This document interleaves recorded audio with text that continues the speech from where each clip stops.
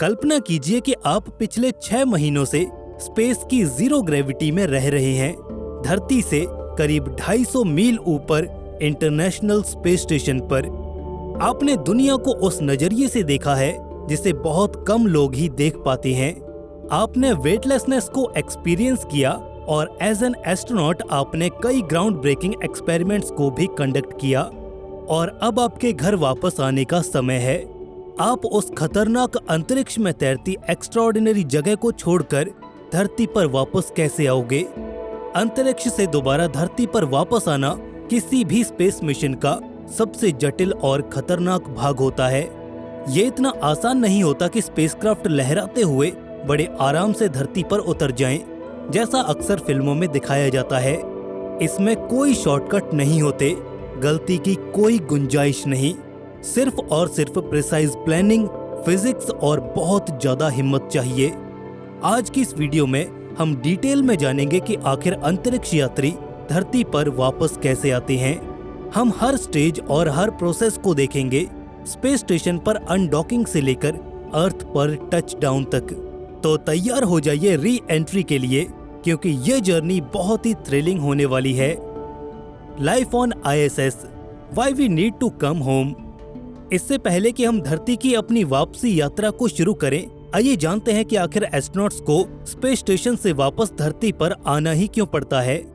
Space station पर भी जिंदगी काफी मजेदार है, आप कह सकते हैं once in a lifetime experience, लेकिन वहाँ की लाइफ डिमांडिंग है।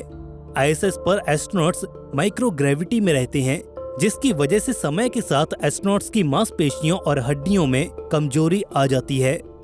ISS पर हमें उतनी ग्रेविटी महसूस नहीं होती, जिसकी वजह से हमारे शरीर को मजबूत हड्डियों और मसल्स की नीड भी नहीं रहती। इसका रिजल्ट ये होता है कि बॉडी मसल मास और बोन डेंसिटी को लूज करने लग जाती है। इवन 2 घंटों की एक्सरसाइज के बाद भी बॉडी में अनवांटेड चेंजेस देखने को मिलने लग जाते हैं। फिजिकल हेल्थ के अलावा अपनों से दूर रहने की वजह से मानसिक बदलाव भी आने लग जाते हैं। हम ज्यादा समय तक अपनों से दूर आइसोलेशन में नहीं रह सकते। ये एस्ट्रोनॉट्स की मेंटल हेल्थ के लिए भी सही नहीं है।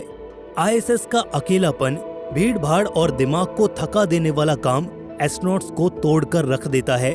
उन्हें वाकई में रेस्ट चाहिए होता है ताकि वो हेल्दी रहें और आगे भी काम करते रहें। फिजिकल और मेंटल डिमांड्स के अलावा भी ISS के सिस्टम जैसे कि air filtration, life support system और बाकी इक्विपमेंट्स का ऑपरेशन टाइम भी लिमिटेड ही होता है। भले ही ISS का पूरा एनवायरनमेंट कंट्रोल्ड है, लेकिन फिर भी लगातार मॉनिटरिंग और मेंटेनेंस के लिए रीसप्लाई मिशंस भेजने ही पड़ते हैं। कुछ महीनों बाद ISS पर मौजूद इंस्ट्रूमेंट्स और इंसान दोनों को ब्रेक की जरूरत पड़ती है। एस्ट्रोनॉट्स धरती पर रिहेबिलिटेशन, रिकवरी और उन्होंने साइंटिफिक एक्सपेरिमेंट्स के दौरान जो डेटा इकट्ठा किया है उसे शेयर करने के लिए नीचे आते हैं। और जब भी घर वापस आने की प्रोसेस शुरू होती है, एस्ट्रोनॉट्स और ग्राउंड कंट्रोल सिस्टम दोनों ही तैयारियों में लग जाते हैं। Preparing to leave ISS। धरती पर वापस आने की यात्रा एस्ट्रोनॉट्स के वापस कैप्सूल में आने से बहुत पहले ही शुरू हो जाती है। ISS को छोड़ने की तैयारियों में हफ्तों की मेहनत लगती है। ह्यूस्टन या फिर मॉस्को में स्थित मिशन कंट्रोल एस्ट्रोनॉट्स के साथ कोऑर्डिनेट करता है ताकि स्पेसक्राफ्ट को ISS से अलग करके वापसी की यात्रा शुरू की जा सके। अभी के समय स्पेस स्टेशन से धरती पर वापस आने के लिए एस्ट्रोनॉट्स या तो सोयूज कैप्सूल का यूज करते हैं, जो करीब 1960 से इस्तेमाल किया जा रहा है, और या फिर स्पेसएक्स के नए नवेले क्रू ड्रैगन का इस्तेमाल किया जाता है। डिपार्चर वाले दिन अंतरिक्ष यात्री कैप्सूल के अंदर अपने स्पेस सूट पहन लेते हैं।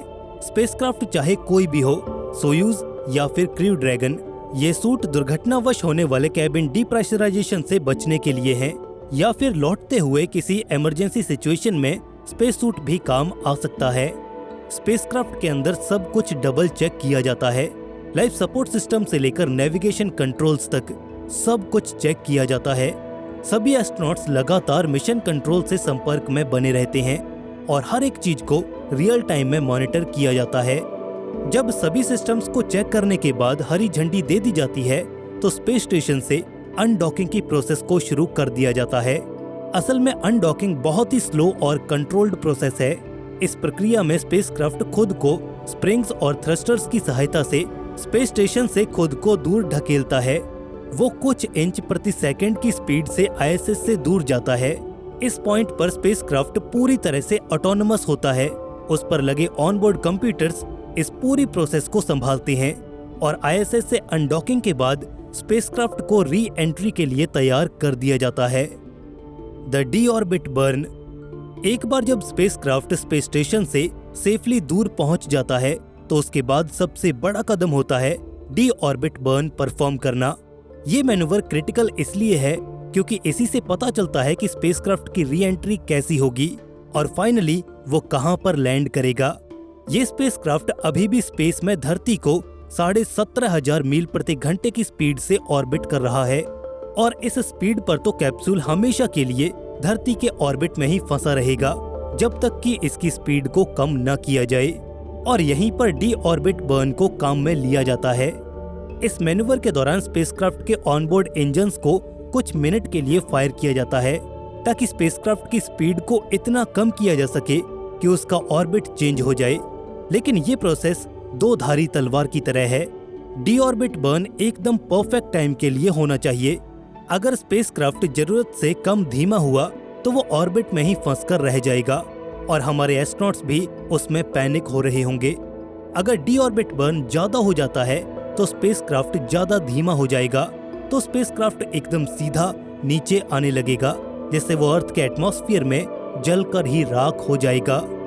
ये डीऑर्बिट बर्न नॉर्मली 4 से 5 मिनट तक का होता है जिससे स्पेसक्राफ्ट धीमा होकर अर्थ के अपर एटमॉस्फेयर तक आ जाता है। इसके बाद इंजन फायर को बंद कर दिया जाता है ताकि स्पेसक्राफ्ट धरती की तरफ फ्री फॉल की कंडीशन में आ जाए। एस्ट्रोनॉट्स जो इस कैप्सूल में बैठकर घर आ रहे हैं वो अभी भी बहुत ज्यादा स्पीड करीब दसियों हजार मील प्रति घंटे की गति से ट्रेवल कर रहे होते हैं। डीऑर्बिट बर्न के दौरान उन्हें एहसास होता है कि ग्रेविटी वापस आ गई है, लेकिन री एंट्री के दौरान वो फ्री फॉल में होते हैं। अर्थ के एटमॉस्फेयर से आते हुए वो बहुत ही ज्यादा हीट और प्रेशर को झेल रहे होते हैं। री एंट्री को अक्सर इस पूरी प्रोसेस का सबसे खतरनाक पार्ट बताया जाता है। इसे प्रिसाइजली अचीव करने के लिए फिजिक्स, इंजीनियरिंग और इंसानी बहादुरी का एक परफेक्ट बैलेंस चाहिए। एक बार जब स्पेसक्राफ्ट नीचे आने लग जाता है तो कैप्सूल और क्रू दोनों ही एटमॉस्फेयर की ताकत का सामना करते हैं। इस पॉइंट पर स्पेसक्राफ्ट 17,500 मील प्रति घंटे की स्पीड से चल रहा होता है और वो नीचे जाने के लिए धरती के वातावरण की मोटी लेयर्स में गोते लगा देता है। स्पेसक्राफ्ट और एयर मॉलिक्यूल्स के बीच फ्रिक्शन से एनॉर्मस हीट जनरेट होती है, तकरीबन 3000 डिग्री फ़ारेनहाइट तक। ये गर्मी इतनी ज्यादा है कि अगर स्पेसक्राफ्ट पर हीट शील्ड न लगी हो तो स्पेसक्राफ्ट किसी मोमबत्ती की तरह पिघल जाए। लेकिन यहाँ पर हीट इकलौता चैलेंज नहीं है। जैसे ही स्पेसक्राफ्ट अपर एटमॉस्फेयर से होता हुआ नीचे आना शुरू करता है उस समय एस्ट्रोनॉट्स को मैसिव जी फोर्स का सामना करना पड़ता है और कभी कभी ये हमारी नॉर्मल फोर्स ऑफ ग्रेविटी से 5 गुना तक ज्यादा होती है। इमेजिन करके देखिए कि अगर अचानक ही आपकी बॉडी 5 गुना ज्यादा भारी हो जाए और आप एटमॉस्फेयर से गिरते हुए आग की लपटों के बीच घिरे हुए हों। स्पेसक्राफ्ट और एटमॉस्फेयर में होने वाले फ्रिक्शन की वजह से एक और बड़ी दिक्कत का सामना करना पड़ता है और वो है प्लाज्मा ब्लैकआउट। जब स्पेसक्राफ्ट एटमॉस्फेयर को चीरता हुआ धरती की ओर आता है तो कैप्सूल के अराउंड सुपर हीटेड प्लाज्मा की लेयर्स बन जाती हैं जो कि रेडियो सिग्नल्स को ब्लॉक कर देती हैं। इस दहशत भरे आखिरी समय में एस्ट्रोनॉट्स और मिशन कंट्रोल का संपर्क टूट जाता है और इस पीरियड के दौरान दोनों ही साइड्स को स्पेसक्राफ्ट के ऑनबोर्ड सिस्टम पर भरोसा करना पड़ता है। इसके लिए री एंट्री से पहले ही बड़े ही केयरफुल तरीके से प्लानिंग कर ली जाती है। री एंट्री करते हुए एक और सबसे क्रिटिकल चीज एंगल ऑफ री एंट्री होता है। अगर स्पेसक्राफ्ट सीधा धरती की सतह की ओर वातावरण में घुसने की कोशिश करता है तो वो फ्रिक्शन से ही जलकर खाक हो जाएगा, लेकिन एंगल अगर बहुत कम हुआ तो उसे एटमॉस्फेयर किसी सॉलिड सरफेस की तरह एक्ट करके दोबारा स्पेस में ही उछाल देगा, जैसे कि अक्सर पत्थर पानी में फेंकने पर उछल जाते हैं। इसीलिए इस दौरान भी पूरे स्पेसक्राफ्ट को ऑटो पायलट पर ही नेविगेट करना पड़ता है ताकि एक सही एंगल ऑफ री एंट्री को अचीव किया जा सके। जैसे जैसे स्पेस कैप्सूल एटमॉस्फेयर से होते हुए नीचे आता है, एटमॉस्फेयर के ड्रैग की वजह से इसकी स्पीड कम होने लग जाती है। जब ये एटमॉस्फेयर के नीचे की लेयर्स तक पहुंचता है तब इसकी स्पीड तो और भी ज्यादा कम हो जाती है, लेकिन वो स्पीड इतनी भी कम नहीं होती कि कैप्सूल को सीधा धरती से टकराने दिया जाए, और यहाँ पर पैराशूट्स हमारे काम आते हैं। Parachute deployment and final descent. Re-entry की इंटेंस हीट और जी फोर्स को सरवाइव करने के बाद स्पेसक्राफ्ट एक क्रिटिकल फेज में एंटर करता है, पैराशूट डिप्लॉयमेंट। धरती से करीब 1800 फीट ऊपर पैराशूट में लगे हुए सेंसर्स पहले पैराशूट को डिप्लॉय कर देते हैं। ये पहला पैराशूट छोटा होता है और इसका मेन काम स्पेसक्राफ्ट को धीमा करके उसके डिसेंट को स्टेबलाइज करना होता है। जब ये अपना काम कर देता है तो स्पेसक्राफ्ट के मेन और बड़े पैराशूट को डिप्लॉय कर दिया जाता है, जो स्पेसक्राफ्ट की स्पीड को बहुत ही कम कर देते हैं, करीब 15 से 20 मील प्रति घंटा। एस्ट्रोनॉट्स को अगर देखा जाए तो उनके लिए जर्नी का ये फेज काफी शांत रहता है। उन्हें पैराशूट डिप्लॉयमेंट और स्पेस कैप्सूल के धीरे धीरे नीचे आने का एहसास होता है। हालांकि डिसेंट अभी खत्म नहीं हुआ है। यहाँ तक की जर्नी हर एक स्पेस कैप्सूल की एक जैसी ही होती है, लेकिन इसके बाद रास्ते बदल जाते हैं। उदाहरण के लिए अगर आप सोयूज कैप्सूल में हैं, तो टच डाउन से पहले रेट्रो रॉकेट्स को फायर किया जाता है ताकि स्पेस कैप्सूल की इम्पैक्ट स्पीड को और भी कम किया जा सके। स्पेसक्राफ्ट के ग्राउंड को हिट करने से जस्ट पहले ये छोटे छोटे रॉकेट्स एक आखिरी थ्रस्ट से रॉकेट को इतना स्लो डाउन कर देते हैं ताकि स्पेस कैप्सूल सुरक्षित रूप से लैंड कर जाए। अगर ये थ्रस्टर्स ना होते तो टच डाउन कहीं ज्यादा भयंकर होता। टच डाउन से पहले कैप्सूल की स्पीड काफी ज्यादा कम हो जाती है, इसीलिए एस्ट्रोनॉट्स को ज्यादा इंजरीज वगैरह नहीं होती। वहीं अगर आप क्रू ड्रैगन स्पेसक्राफ्ट से धरती पर लैंड करने वाले हैं तो ये स्पेसक्राफ्ट समुद्र में धीरे से स्प्लैश डाउन करता है। जैसे ही समुद्र में गिरता है वहां पर रिकवरी टीम्स पहले से ही मौजूद होती हैं। वो पहले मेडिकल चेकअप्स करती हैं और फिर एस्ट्रोनॉट्स को आगे की प्रोसेस के लिए भेज दिया जाता है। Landing and recovery. फाइनली जब स्पेसक्राफ्ट लैंड हो चुका है, या तो सॉलिड ग्राउंड पर और या फिर समुद्र के पानी में, महीनों स्पेस में रहने के बाद एस्ट्रोनॉट्स अब ऑफिशियली धरती पर आ चुके हैं। लेकिन लैंडिंग तो बस रिकवरी मिशन की शुरुआत भर है। सोयूज लैंडिंग के दौरान एस्ट्रोनॉट्स कजाकिस्तान के रिमोट एरियाज में टच डाउन करते हैं। लैंडिंग साइट पर तुरंत ही हेलीकॉप्टर्स रवाना कर दिए जाते हैं। रिकवरी टीम्स हैच को ओपन करने और एस्ट्रोनॉट्स को कैप्सूल से बाहर निकालने में देरी नहीं लगाती। महीनों जीरो ग्रेविटी में रहने के बाद एस्ट्रोनॉट्स का शरीर कमजोर हो चुका है। शरीर को जीरो ग्रेविटी की आदत हो चुकी है, लेकिन अचानक से धरती पर वापस आकर ग्रेविटी को एक्सपीरियंस करना, उनके शरीर के लिए इस नए माहौल में ढलना बहुत ज्यादा मुश्किल हो जाता है। एस्ट्रोनॉट्स का अपनी बॉडी पर कंट्रोल करना मुश्किल हो जाता है और वो खुद को बैलेंस नहीं कर पाते, इसलिए रिकवरी टीम्स उन्हें चलने फिरने में हेल्प करती हैं। स्पेसएक्स क्रू ड्रैगन के केस में कैप्सूल समुद्र के पानी में आकर गिरता है, जहां रिकवरी टीम्स पहले से ही शिप में इंतजार कर रही होती हैं। बोट्स को स्पेस कैप्सूल को रिट्रीव करने के लिए भेज दिया जाता है।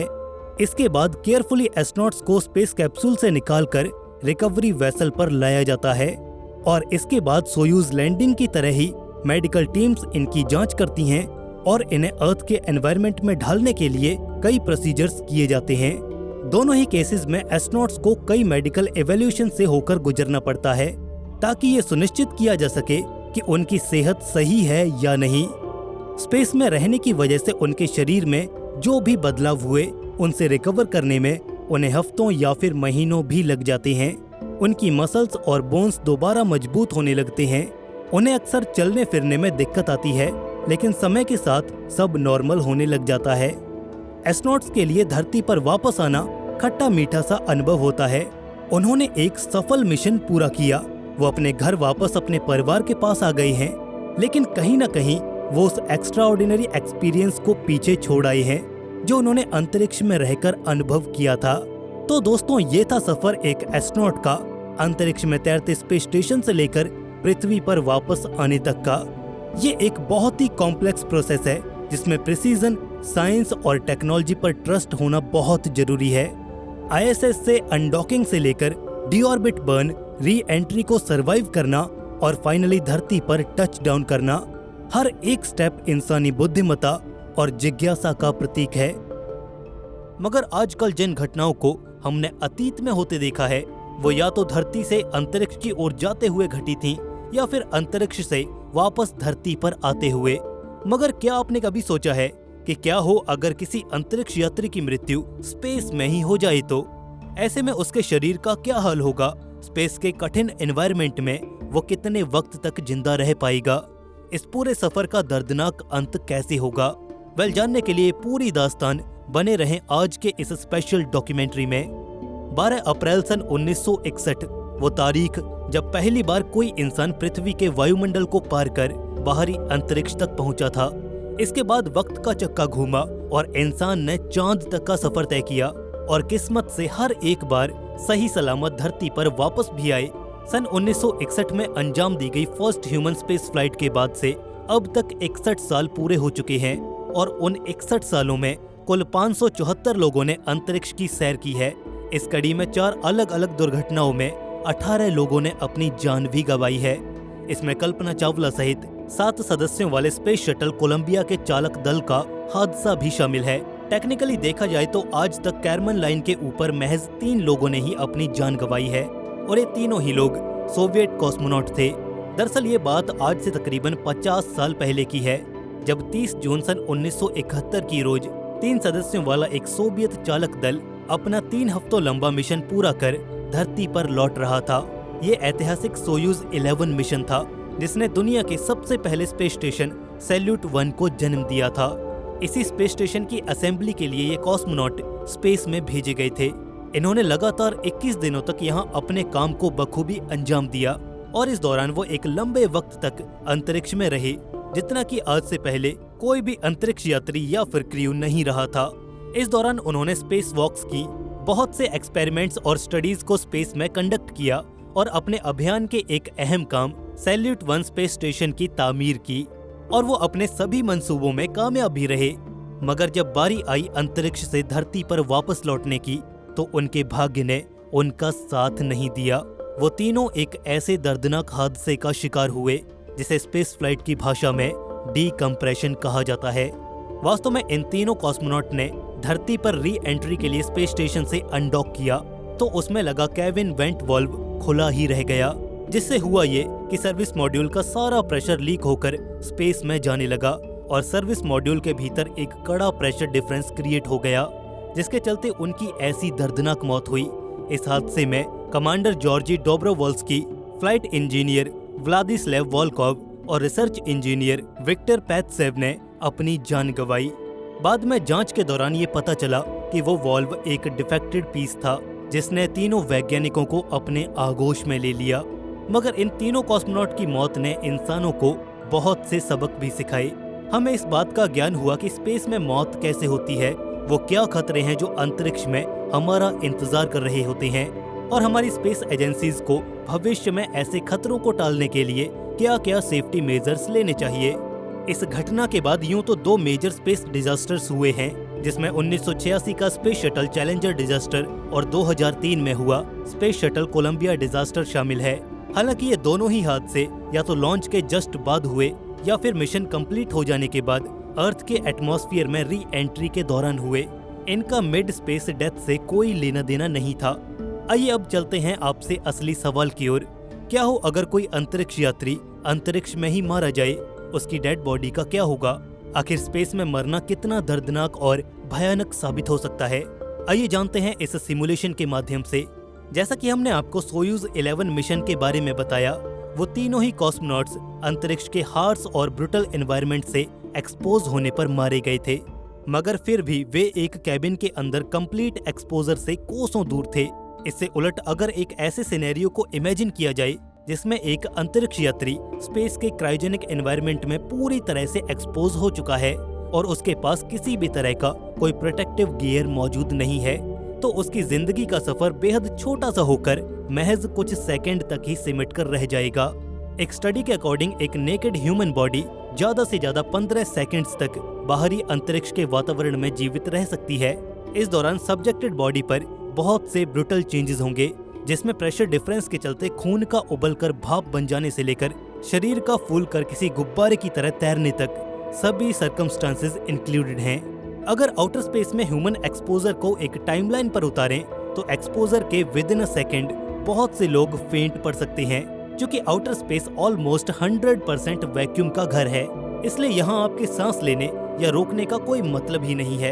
एक्सपोजर के अगले ही सेकंड आपके लंग्स में एक तेज दर्द उठेगा, जिसके साथ ही आप बेहोश हो जाएंगे और आपके फेफड़े फैलने लगेंगे। इसी के साथ ही शरीर में मौजूद हर एक अंग अपने साइज से 2 गुना या 3 गुना बड़ा हो जाएगा। ध्यान रहे, इस वक्त आपका खून उबल रहा होगा, जिसके चलते हर एक नस नाड़ी में भी तेज हरकत होगी और ये हरकत जल्द ही आपकी बॉडी के एक्सप्लोजन में बदल जाएगी। अब तक आपका ब्रेन डेड हो चुका होगा, मगर आपके जिस्म में थोड़ी बहुत जान बाकी होगी। हालांकि लगातार आपकी बॉडी के टिश्यूज टीयर होते जा रहे होंगे, हड्डियां पहले से ज्यादा दूर दूर आ जाएंगी और कुल मिलाकर 15वां सेकंड आते आते आप अंतरिक्ष के बर्फीले तापमान में जमकर सख्त हो जाएंगे। इसके बाद आपका शरीर उसी गति और दिशा में आगे बढ़ता जाएगा जिस पर वो आखिरी बार अलग हुआ था। हालांकि ये यात्रा भी बहुत लंबी नहीं चल पाएगी, क्योंकि अगर आप लो अर्थ ऑर्बिट में हैं तो जल्द ही ऑर्बिट डिके के चलते अर्थ के एटमॉस्फेयर में री एंट्री कर जाएंगे, जहां एटमॉस्फेयर का एक्सट्रीम फ्रिक्शन पल भर में ही जलाकर आपको राख कर देगा और आप हमेशा के लिए पृथ्वी के वायुमंडल में विलीन होकर रह जाएंगे। लिहाजा अगर आपकी किस्मत थोड़ी सी अच्छी है और आप स्पेस स्टेशन से जुदा होने से पहले एक स्पेस सूट पहने हुए हैं, तो आपकी ये अंतरिक्ष यात्रा सोच से कहीं ज्यादा लंबी हो सकती है। हालांकि इस अनजाने सफर का हर बीतता सेकंड आपको मौत के खौफ का एहसास दिलाएगा, इस बेदर्द अंतरिक्ष की यातनाओं से मिलवाएगा और फिर आपकी मौत के बाद लाश को भी खूब नचाएगा। तो फिर आइए अब जानते हैं आखिर उस एस्ट्रोनॉट का क्या होगा जो एक सील पैक स्पेस सूट पहनकर स्पेस में कहीं गुम हो गया है। ऐसे में उसका सफर कई मुसीबतों से भरा होगा, परंतु उसके पास जिंदा बचने की एक आस अभी भी बाकी होगी। दरअसल ऐसे में एक एस्ट्रोनॉट के लिए सबसे खुशकिस्मती की बात तो ये होगी कि वो अपनी मदद के लिए स्पेस स्टेशन तक पहुंच सकता है। इनफैक्ट ऐसा करने के लिए उसके स्पेस सूट में एक डेडिकेटेड रेडियो कम्युनिकेशन सेट मौजूद होगा, जो उसकी आवाज को धरती पर बैठी ग्राउंड टीम तक पहुंचा सकता है, या फिर वो ऊपर ऑर्बिट में ही मौजूद स्पेस स्टेशन में कांटेक्ट कर सकता है। पर यहाँ पर एक समस्या है, और वो ये है कि एस्ट्रोनॉट को स्पेस में भेजने से पहले ऐसी कोई भी ट्रेनिंग नहीं दी जाती जिसमें उन्हें गुम हो जाने पर वापस स्पेस स्टेशन तक पहुँचने के तरीकों के बारे में बताया जाए। बल्कि सच तो यह है कि नासा या फिर दुनिया की किसी भी स्पेस एजेंसी के पास ऐसा कोई भी रेस्क्यू मिशन चलाने का कोई भी अनुभव नहीं है, और न ही फिलहाल ऐसी कोई भी तकनीक मौजूद है जो बिछड़े हुए एस्ट्रोनॉट को वापस स्पेस स्टेशन से मिलवा दे। लिहाजा नासा अपने हर एक एस्ट्रोनॉट को स्पेस वॉक पर भेजने से पहले ये मेक श्योर करता है कि सब कुछ बिल्कुल परफेक्ट हो, स्पेस सूट में किसी भी तरह का कोई लीक या होल न हो, क्योंकि अतीत में हमने देखा है कि कैसे एक बारीक सुराख भी 3 बेहतरीन वैज्ञानिकों की जान ले सकता है। इसी के मद्देनजर स्पेस स्टेशन से बाहर जाने वाले हर एक एस्ट्रोनॉट को एक हाई प्रेशर स्ट्रेंथ वाली स्टील टेथर से बांधा जाता है, जो हमेशा उस अंतरिक्ष यात्री को अपने से जोड़े रखता है और उसे बाहरी अंतरिक्ष में लुढ़कने से भी रोकता है। अगर एक पल के लिए हम ये मान भी लें कि ये खास तरह की रोप अंतरिक्ष यात्री की बॉडी से डिटैच हो गई और एस्ट्रोनॉट बाहरी अंतरिक्ष में छूट गया, तो फिर एक विकल्प हमेशा उसके पास ये मौजूद रहता है, जिसे हम EVA यानी कि एक्स्ट्रा व्हीकुलर एक्टिविटी के नाम से जानते हैं। दरअसल ये एक जेट पैक सिस्टम होता है। इसमें लगी प्रपल्शन मोटर्स के जरिए कोई भी एस्ट्रोनॉट आउटर स्पेस में मूवमेंट कर सकता है। ऐसे में अगर उस ऑप्शन को भी एलिमिनेट कर दिया जाए तो हमारे सब्जेक्ट के पास सिवाय मौत के कोई और दूसरा ऑप्शन नहीं बचता है। हालांकि उसे अपनी मौत से पहले एक लंबी यात्रा को अंजाम देना होगा। बता दें कि एस्ट्रोनॉट के बैक पर टंगे ये दोनों सिलेंडर्स ऑक्सीजन गैस को कैरी करते हैं, जो एस्ट्रोनॉट को through out the space walk सांस लेने में मदद करते हैं। एक ऑक्सीजन टैंक नॉर्मल कंडीशंस में 16 घंटों तक ऑक्सीजन की सप्लाई जारी रख सकता है, यानी कि टैंक फुल होने पर कम से कम 30 घंटों तक तो नॉन स्टॉप ऑक्सीजन सप्लाई चलती ही रहेगी। साथ ही एस्ट्रोनॉट द्वारा एक्सेल की गई कार्बन डाइऑक्साइड का निपटारा करने के लिए भी इसमें एक खास सिस्टम मौजूद होता है, जो कार्बन डाइऑक्साइड को आउटर स्पेस में पंप कर देता है। साथ ही स्पेस के एक्सट्रीम टेम्परेचर को कैंसल आउट करने के लिए स्पेस सूट में फैब्रिक पर फ्लूइड ट्यूब्स होती हैं, जिसमें all the time chilled water flow करता रहता है, जो हमेशा एस्ट्रोनॉट को एक चिल्ड एहसास देता है। एंड इवन एस्ट्रोनॉट चाहे तो उस स्पेस सूट में वो यूरिनेट भी कर सकते हैं। इतनी सारी सुख सुविधाओं के साथ इस स्पेस सूट में ह्यूमन बॉडी को आउटर स्पेस के एक्सट्रीम टेम्परेचर्स और कंडीशन से अनएक्सपोज रखने का गजब का टैक्ट होता है। हालांकि जब कुछ घंटों बाद ये सब कुछ बंद पड़ जाएगा तो उसमें सवार एस्ट्रोनॉट की असली हालात तब खराब होना शुरू होगी। ऑक्सीजन खत्म होने से दम घुटकर मौत होने से लेकर बैटरीज के डिस्चार्ज होते ही डिकम्प्रेशन के चलते एस्ट्रोनॉट की ट्रेजिक डेथ तक कुछ भी पहले हो सकता है। इस केस में भी सब कुछ वैसे ही होगा जैसे कि हमने इससे पहले वाले सिनेरियो में इमेजिन किया था।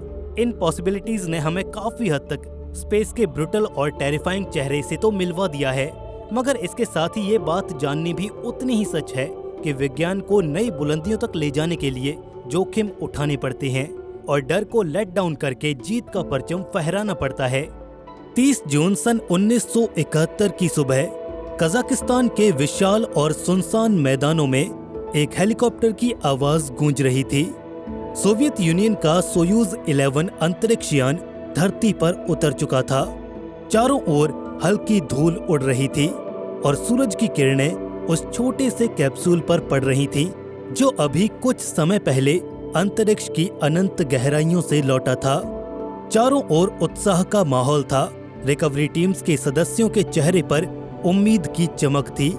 ये वो पल था जिसका इंतजार सोवियत वैज्ञानिकों, इंजीनियरों और पूरे देश को बेसब्री से था। सोयूज 11 मिशन दुनिया का पहला ऐसा मिशन था जिसने स्पेस स्टेशन पर इंसानों को लंबे समय तक रहने का मौका दिया था। रिकवरी टीम्स तेजी से स्पेसक्राफ्ट की ओर बढ़ी, जो कुछ ही देर पहले अंतरिक्ष से लौटा था। लेकिन जैसे ही टीम ने स्पेस कैप्सूल के भारी धातु का हैच खोला, वो उत्साह एक पल में ही दहशत में बदल गया। वो दृश्य उनके सामने था जिसे देखकर सबके रोंगटे खड़े हो गए। एक ऐसी भयावह तस्वीर सबके सामने आई जिसने न सिर्फ उस दिन वहां पर मौजूद सबको अंदर से हिलाकर रख दिया, बल्कि अंतरिक्ष के इतिहास में एक काला अध्याय भी जोड़ दिया। हैच खुलते ही 3 अंतरिक्ष यात्री जॉर्जी डोब्रोवोल्स्की, व्लादिस्लाव वोल्कोव और विक्टर पात्सेव अपनी सीट पर पड़े थे। लेकिन ये कोई सामान्य दृश्य नहीं था। उनकी आंखों से खून की बूंदें रिस रही थीं, जैसे किसी भयानक दबाव ने उनकी नसों को फाड़ डाला हो। उनके चेहरे पर नीले काले धब्बे उभर आए थे और उनकी नाक और कानों से खून की पतली धार बह रही थी, जो उनकी वर्दी पर जम चुकी थी। उनकी आंखें खुली हुई थीं। ऐसा लग रहा था मानो जैसे कोई खौफनाक मंजर देखा हो, और अपनी मौत को सामने से देखना, इससे खौफनाक और क्या हो सकता है। लेकिन उनमें कोई हरकत नहीं थी। डोब्रोवोल्स्की ऐसी पोजीशन में थे जैसे वो अभी भी कुछ कहना चाहते हों, लेकिन उनकी सांसें थम चुकी थीं।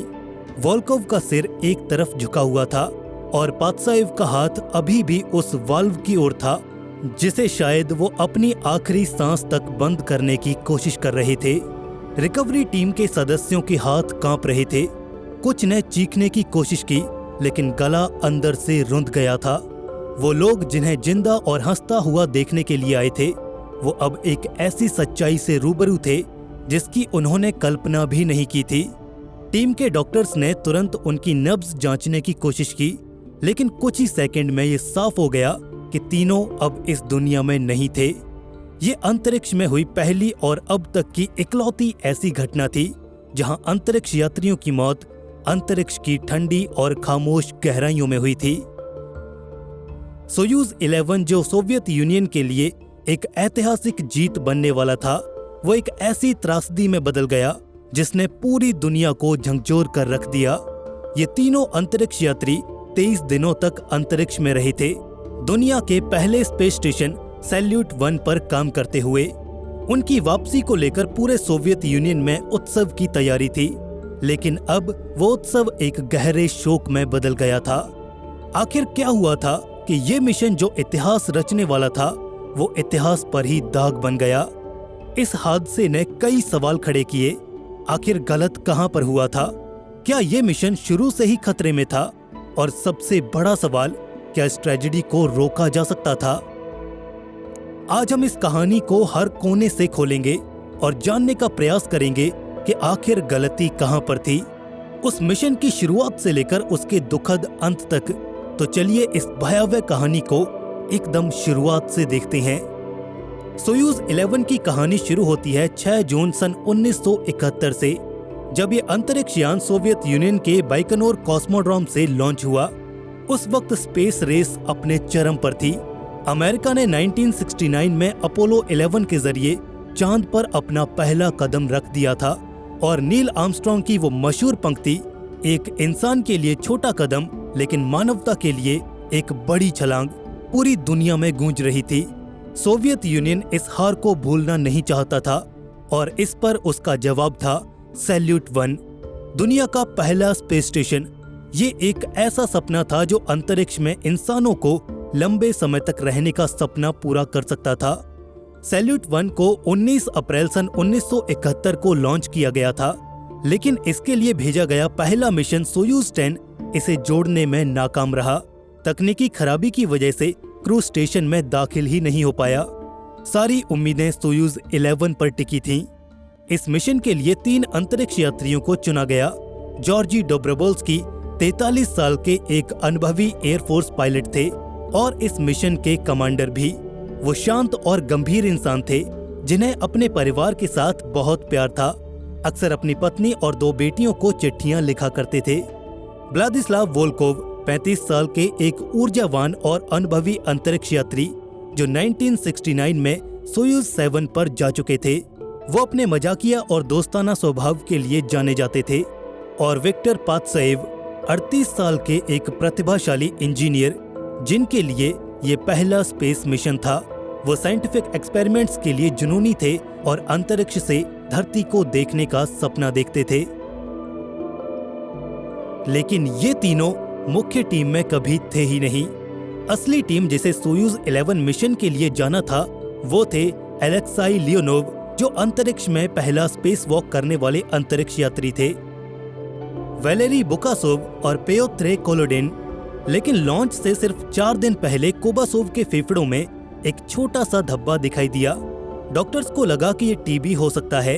सोवियत्स के सख्त नियमों के चलते पूरी टीम को ही बदल दिया गया और बैकअप क्रू को ये मिशन करने का मौका मिला। लेकिन बाद में पता चला कि कोबासोव को कोई टीबी नहीं था, बल्कि वो एक मामूली एलर्जी थी।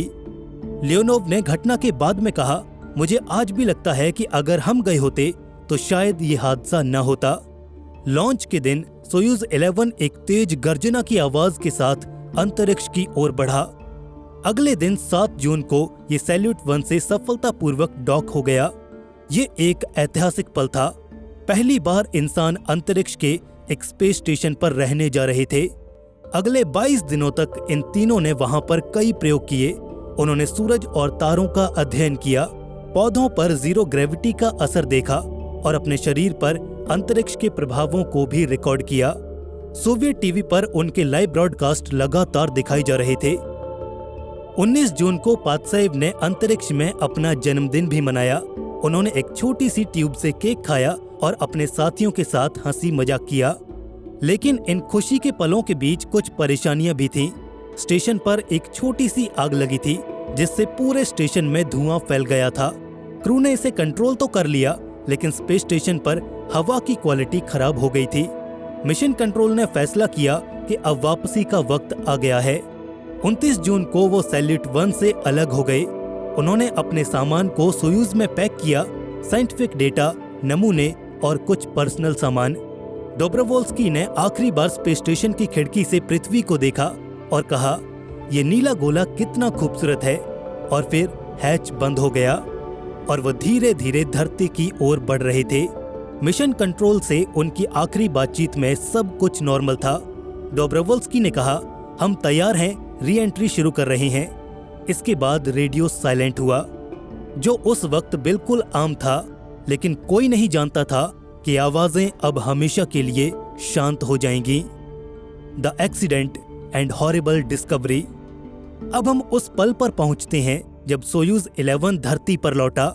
30 जून सन 1971 को सुबह 6:46 कजाकिस्तान के करजाल से 90 किलोमीटर दक्षिण पश्चिम में अंतरिक्ष यान ने एक परफेक्ट लैंडिंग की थी।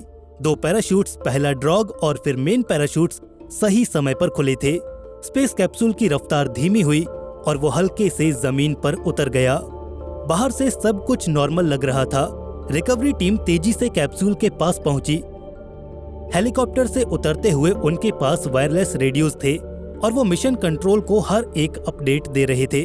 टीम के चेहरों पर मुस्कान थी, वो अपने नायकों का स्वागत करने के लिए तैयार थे। लेकिन जैसे ही उन्होंने हैच पर दस्तक दी, उन्हें कोई जवाब नहीं मिला। एक अजीब सा सन्नाटा था। टीम लीडर ने अपने साथियों को देखा और कहा, शायद वो थक गए होंगे, लेकिन मन में एक अजीब बेचैनी भी थी। उन्होंने हैच को खोलने की प्रोसेस शुरू कर दी। सोयूज का हैच भारी था और उसे खोलने में कुछ मिनट लगे, लेकिन जैसे ही वो खुला, अंदर कुछ भी नॉर्मल नहीं था। वो भयावह दृश्य सबके सामने था। तीनों अंतरिक्ष यात्री अपनी सीटों पर थे, लेकिन उनकी हालात को देखकर रिकवरी टीम के पैरों तले जमीन खिसक गई। जॉर्जी डोब्रोवोल्स्की का सिर थोड़ा आगे झुका हुआ था। उनकी आंखों से खून की बूंदें टपक रही थीं। उनके चेहरे पर नीले और काले धब्बे थे। ऐसा लग रहा था जैसे उनकी त्वचा ऑक्सीजन की कमी से सिकुड़ गई हो। व्लादिस्लाव वोल्कोव का सिर एक तरफ लटक रहा था। उनकी नाक से खून की एक पतली धार बह रही थी, जो उनकी ठोड़ी तक पहुंचकर सूख गई थी। विक्टर पात्सेव की हालात सबसे अलग थी। उनका एक हाथ उस वेंटिलेशन वाल्व की ओर था जो उनके बगल में ही था। उनकी उंगलियां उस ओर मुड़ी हुई थीं, जैसे वो आखिरी सांस तक उसे बंद करने की कोशिश कर रहे हों। उनके कानों से खून बह रहा था और चेहरा नीला पड़ चुका था। रिकवरी टीम के एक मेंबर ने बाद में लिखा, उस पल को शब्दों में बयान करना मुश्किल है। उनकी आंखें खुली थीं, लेकिन उनमें कोई जिंदगी बाकी नहीं थी। ऐसा लग रहा था जैसे वो हमसे कुछ कहना चाहते हों। डॉक्टर्स ने तुरंत उनकी नब्ज जांचने की कोशिश की। डोब्रोवोल्स्की का शरीर अभी भी हल्का गर्म था। शायद उनकी मौत कुछ मिनट पहले ही हुई थी। टीम ने सीपीआर शुरू किया। एक सैनिक ने डोब्रोवोल्स्की की छाती दबाई, दूसरा वोल्कोव को हिलाने की कोशिश कर रहा था, लेकिन 10 मिनट बाद सबने हाथ खड़े कर दिए। पूरी टीम काल के ग्रास का शिकार हो चुकी थी।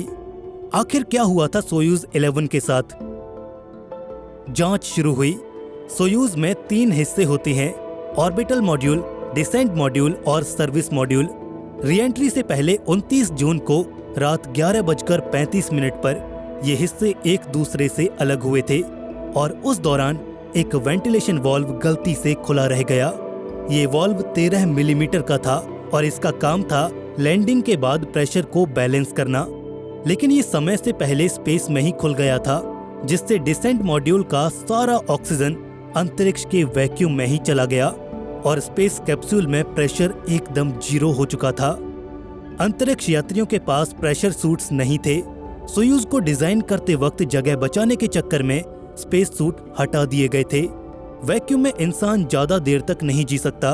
पहले 15 सेकंड्स में ही इंसान अनकॉन्शियस हो जाता है। उनके फेफड़ों में जो हवा बची थी वो तेजी से फैलने लगी।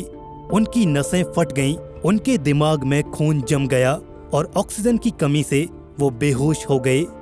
ऑटोप्सी में पता चला कि उनके फेफड़ों में खून जमा हो गया था और उनके कान के पर्दे फट गए थे। पात्सेव का शरीर वाल्व के पास मिला। उनके हाथ पर निशान थे जो बताते थे कि वो इसे बंद करने की कोशिश कर रहे थे, लेकिन वाल्व को मैनुअली बंद करने में 60 से ज्यादा सेकंड लगते थे और उनके पास सिर्फ 15 सेकंड्स ही थे।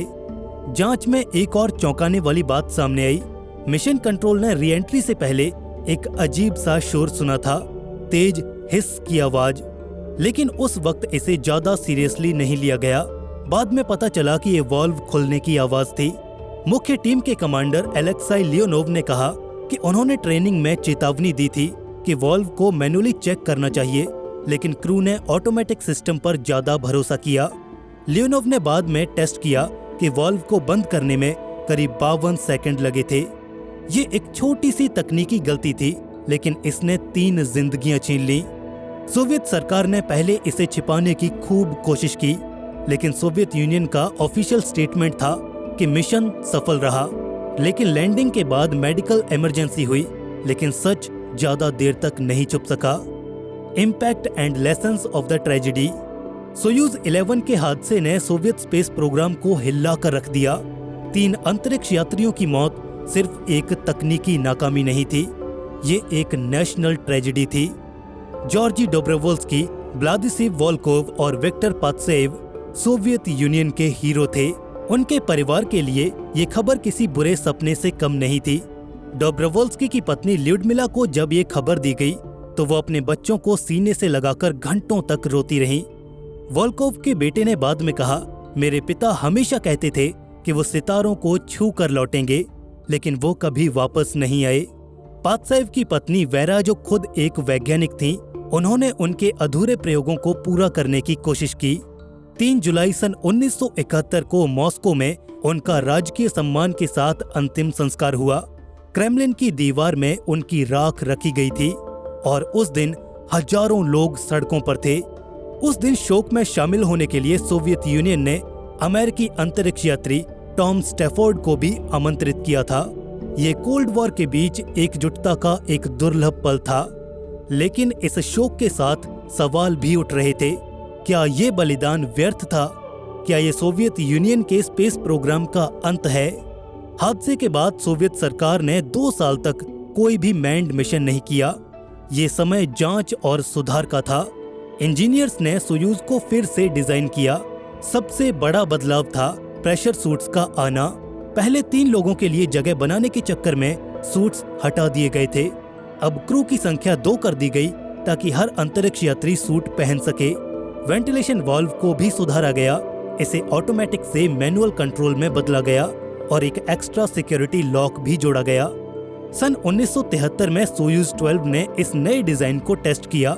मिशन सफल रहा और अंतरिक्ष यात्रियों ने सूट पहनकर री एंट्री की। ये एक सबक था, सुरक्षा को कभी हल्के में नहीं लिया जा सकता। इस ट्रेजेडी का असर सिर्फ सोवियत यूनियन तक नहीं रहा, नासा ने भी इसे गंभीरता से लिया। अपोलो 15 जो कुछ ही हफ्तों बाद लॉन्च होने वाला था, उसमें भी नए नियम जोड़े गए। अंतरिक्ष यात्रियों को री एंट्री के दौरान प्रेशर सूट्स पहनना कंपलसरी कर दिया गया। नासा के एक इंजीनियर ने कहा, सोयूज 11 ने हमें याद दिलाया कि अंतरिक्ष में हर छोटी गलती की भी कीमत जान हो सकती है। ये हादसा अंतरिक्ष यात्रा की उस डार्क साइड को दिखाता था जिसे नजरअंदाज नहीं किया जा सकता, लेकिन इसने भविष्य को सुरक्षित भी बनाया। सोयूज 11 के बाद सैल्यूट प्रोग्राम फिर से शुरू हुआ।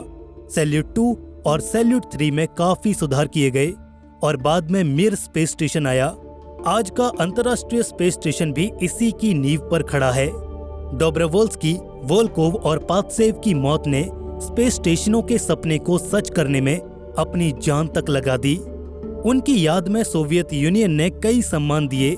चांद पर 3 क्रेटर उनके नाम पर हैं, डोब्रोवोल्स्की क्रेटर, वोल्कोव क्रेटर और पात्सेव क्रेटर। कजाकिस्तान में उनकी मूर्तियां बनाई गईं। उनके नाम अंतरिक्ष के इतिहास में हमेशा के लिए दर्ज हो गए। लेकिन इस हादसे ने एक गहरे सवाल को भी जन्म दिया। क्या अंतरिक्ष की खोज इसके लायक है? हर मिशन में खतरा होता है। 1967 में अपोलो 1 की आग, 1986 में चैलेंजर का धमाका और 2003 में कोलंबिया की तबाही। ये हमें याद दिलाता है कि अंतरिक्ष तक पहुंचना आसान नहीं है, लेकिन फिर भी हर हादसा हमें पहले से बेहतर बनाता है। सोयूज 11 ने तकनीकी सुधारों के साथ साथ अंतरिक्ष यात्रियों की ट्रेनिंग को भी बदल दिया। आज हर अंतरिक्ष यात्री किसी भी इमरजेंसी सिचुएशन के लिए पूरी तरह से तैयार होते हैं। वैक्यूम में सांस लेने की प्रैक्टिस से लेकर मैनुअल कंट्रोल तक उन्हें सब कुछ सिखाया जाता है। सोयूज 11 की कहानी उस भयावह पल से शुरू हुई जब गलती से वाल्व खुला रह गया और खत्म हुई उस भयावह पल पर जब रिकवरी टीम्स ने उन तीनों अंतरिक्ष यात्रियों को बेजान उस स्पेस कैप्सूल में पाया।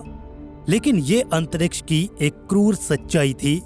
लेकिन फिर भी ये कहानी सिर्फ दुख की नहीं, ये हिम्मत, बलिदान और सीख की कहानी है। जहां सोयूज 11 नाकाम रहा, वहां इसने भविष्य के लिए एक नया रास्ता बना दिया। इस हादसे ने सोवियत यूनियन और पूरी दुनिया को अंतरिक्ष यात्रा की सुरक्षा पर सोचने पर मजबूर कर दिया। प्रेशर सूट्स, बेहतर डिजाइन और सख्त नियम, ये सब उसी दुखद घटना की देन है। आज जब हम ISS को देखते हैं, जहां अंतरिक्ष यात्री महीनों तक रहते हैं, तो हमें याद करना चाहिए कि इसकी नींव में सोयूज 11 जैसे मिशंस का खून और पसीना मिला है। हर अंतरिक्ष यात्री जो आज सितारों की ओर बढ़ता है, वो उनके बलिदानों का ऋणी है। उनकी कहानी हमें सिखाती है कि हार से डरने की बजाय हमें उससे सीखना चाहिए। अंतरिक्ष की ये यात्रा कभी खत्म नहीं होगी, चाहे इसके हर कदम पर खतरे हैं, लेकिन हर खतरा हमें आगे ले जाता है। सोयूज 11 के नायकों ने हमें वो रास्ता दिखाया। उनकी याद में हमें समझना चाहिए कि हर सफलता के पीछे कुछ बहुत बड़े बलिदान छिपे होते हैं।